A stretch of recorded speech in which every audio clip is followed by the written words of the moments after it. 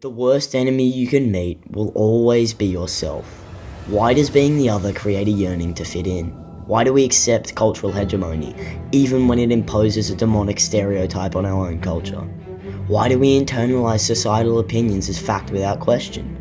Nietzsche's ideology on human nature influenced Sigmund Freud into discovering introjection, which is the philosophy that it is within our human nature to internalize ideas that come from authority.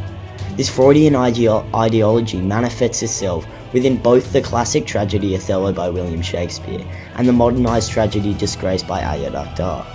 Both composers explore the idea of the vilification of one's own culture imposed by the societal norms, which results in a dangerous story forming within our tragic heroes.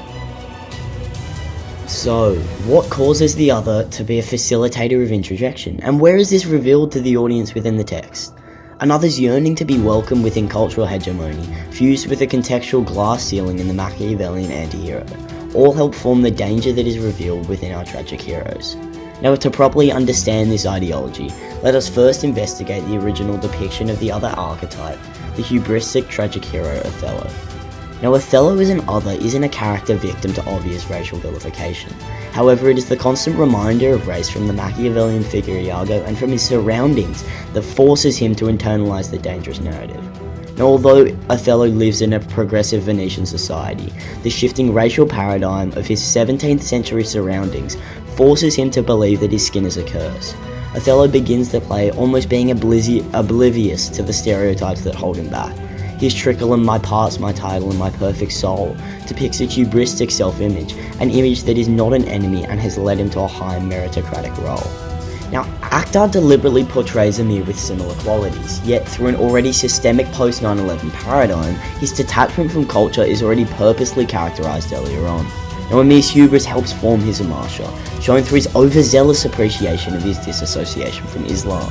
Amir reveals this through his monosyllabic.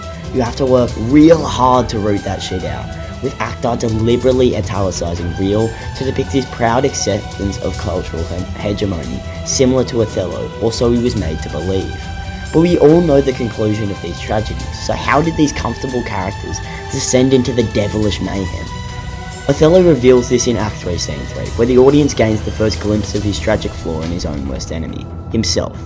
The persistence of Iago in society finally bears a toll on Othello, with his lack of interrogation and acceptance of the racial ideology placed on his shoulders.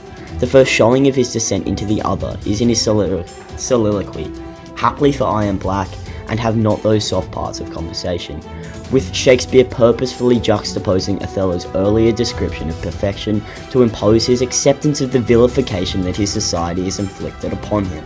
The psychological deterioration that follows stems from this original belief story, and by the internalization of the dangerous narrative that he was made to believe.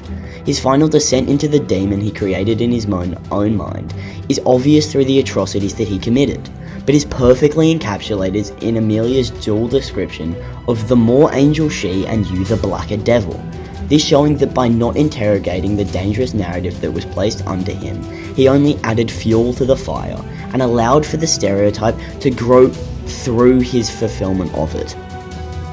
Now, Akhtar draws on a different story, as through his postmodern context, Amir already demonized his own culture as he must fit in with cultural hegemony.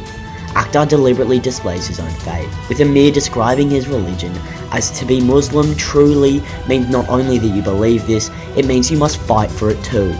The effective use of parenthetical interruption foreshadows the values that Amir believes he has left behind, but in representing Islam in such a way, Amir sets himself up to fulfill these vilifying stereotypes. Now, although he believes to be disassociated from Islam, he never truly is, meaning that when he internalizes the societal Islamophobic narrative, that is where he creates the most danger for himself.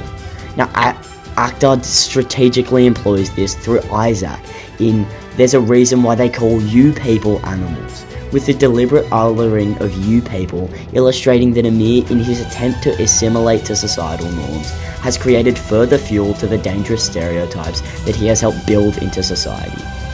Now, both composers, although challenging the ideologies within their tragedies, intentionally reveal the power of accepting these on an othered individual. In doing so, both Shakespeare and actor force the reader to reflect on their ability to question the stereotypes they enforce within their society, to ensure that these dangerous narratives are not able to go unquestioned. Thank you.